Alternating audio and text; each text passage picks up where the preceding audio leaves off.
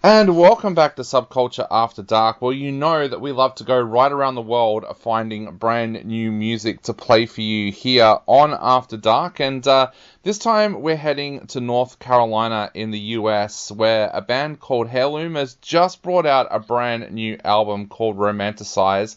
We thought we would actually get two members of the band on the phone right now to chat about this amazing new album. So welcome to the program, Nikki and Nolan. Hey, thank you for having us. Yeah, No, thank you. no worries at all. Now, this is an absolutely amazing album, so I was wondering if one of you could tell us a little bit about what kind of things were you talking about when you first started this album? What did you want to achieve with this album?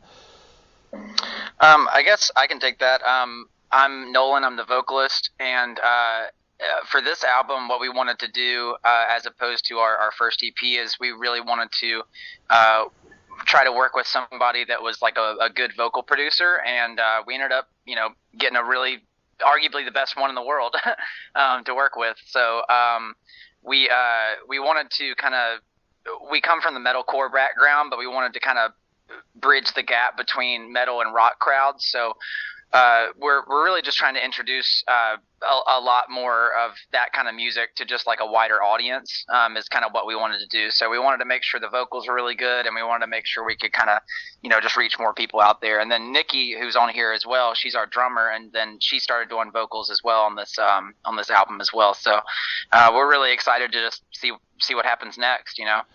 Now, we'll talk a little bit about working with Howard a little bit later, but Nikki, what was that like for you stepping up and doing vocals on this album as well?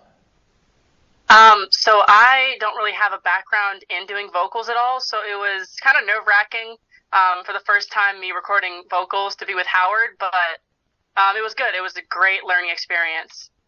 Yeah, and you smashed it. Nikki, Thank you. Nikki, as you said, you didn't have any experience doing it. How did that come about? Was it something that you talked about in the rehearsal room, or how did that actually come about that you ended up doing vocals? So I think originally Nolan was asking for some sort of support on stage, so I can just kind of do like the call and response stuff on stage, and I just got relatively good at it, and then we just brought it into the studio. And then, yeah, we tried it in the studio and it worked out great. Awesome. So, Nolan, your debut EP, The Furthest Corners, that was so well received, and I know even here in Australia, a few of us were playing it on tracks from it on radio. The fact that that was so well received, did that kind of make you nervous heading into the album, or did it kind of fuel you with a bit of excitement? We were nervous, but we definitely knew that our skills as songwriters had improved since the time that we had put out the original EP. So we were more so excited than anything. We knew that it was just gonna be like a huge milestone forward. Yeah, I think there was more excitement than anything, to be honest with you. Especially, I mean, you guys saying down there in Australia, jamming our stuff and everything. Like since day one, we've actually had a few people like thought that we were Australian before, based off of, I guess, how our EP kind of sounded like the Australian metalcore band. So we had an ongoing little joke that we were like from Australia for a while. So we're really gonna have to get down there sometime. So, Nikki, tell us a little bit about the songwriting process for this album. What kind of things were inspiring you when you all sat down as a band to work on the tracks for this album? I mean, I was really trying to focus on making the choruses as big and epic as possible with the drums, just really powerful, really open, and just driving the powerful verses in between everything. Awesome. So, Nolan, tell us a little bit about working with Howard. How did that come about, and what was he like to work with?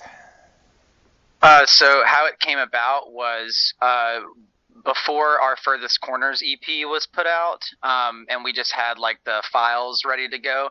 I was just up late one night, and I was just sitting there like, you know what, man, I'm just gonna like go on the internet and find some larger producers and just send them our stuff and see if anybody wants to reply. So I sent it to a few people, and then Howard's manager actually ended up replying. And then at first it was kind of like, hey, we don't know if we want to work with you guys because, you're kind of a smaller band. We don't really know anything about you. And I was like, yeah, I get it, understandable. And then we just kept like staying in contact, and then eventually we hopped on some Zoom calls, and then we were able to work out like a deal to go record 5 songs. We went to record those 5 songs. Everybody had a great time, and then they were like, hey, do you want to record 5 more and just make it an album?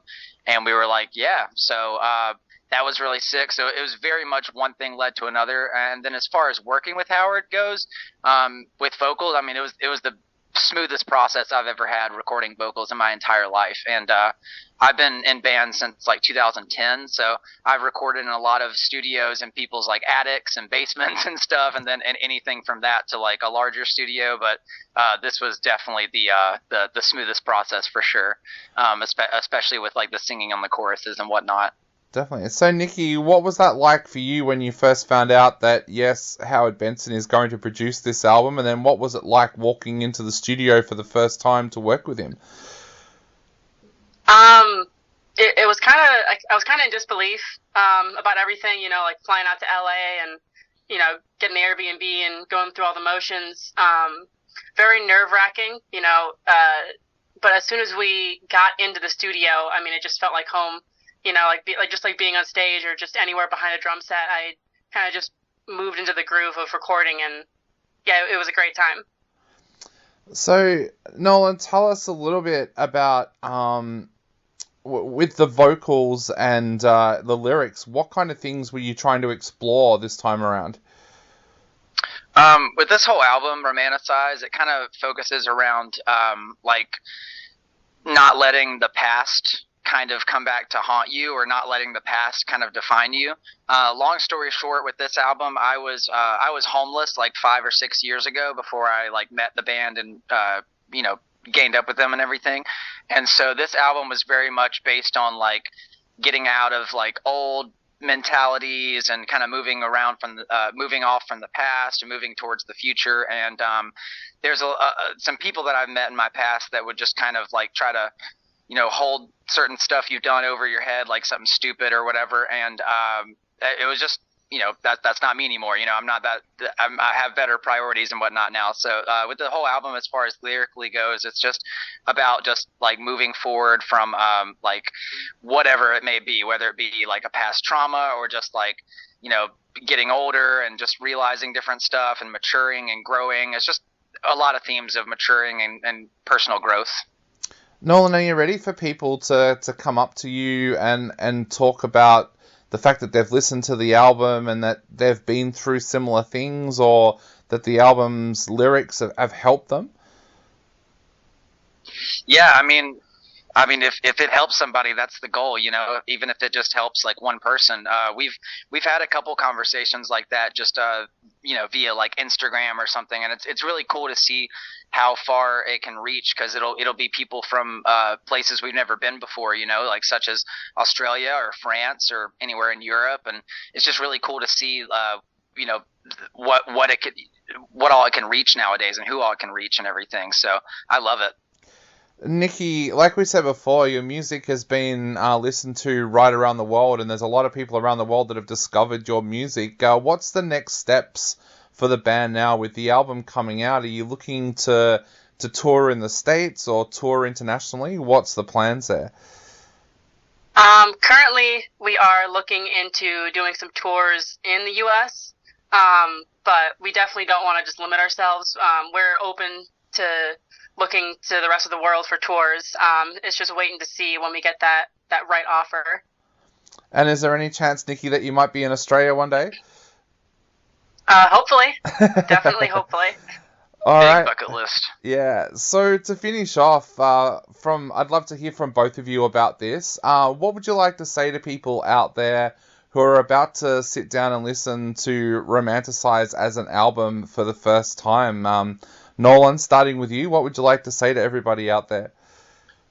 I think there's something on there for everybody. As I mentioned before, it's really good for people that may already be metalheads, or people that have never heard metal before, that just know like hard rock kind of stuff. Like I think it's a really good introduction album to just anybody that wants to listen to music at the gym or while they're running or on a road trip or anything like that. And I think they'll appreciate the lyrics and just the sounds and everything. I just think it's a great album for people to check out that maybe don't even know metal yet. And Nikki, what would you like to say to everybody out there before they sit down and take a listen to the album? I mean, first off, completely agree with what Nolan was saying. But I mean, there's so many layers to these songs. I mean, even me now listening to some of these songs, I'll hear, some production or guitar parts that I didn't really fully notice, even in the studio. So I think just giving it, a couple listens, you can really appreciate all the different layers.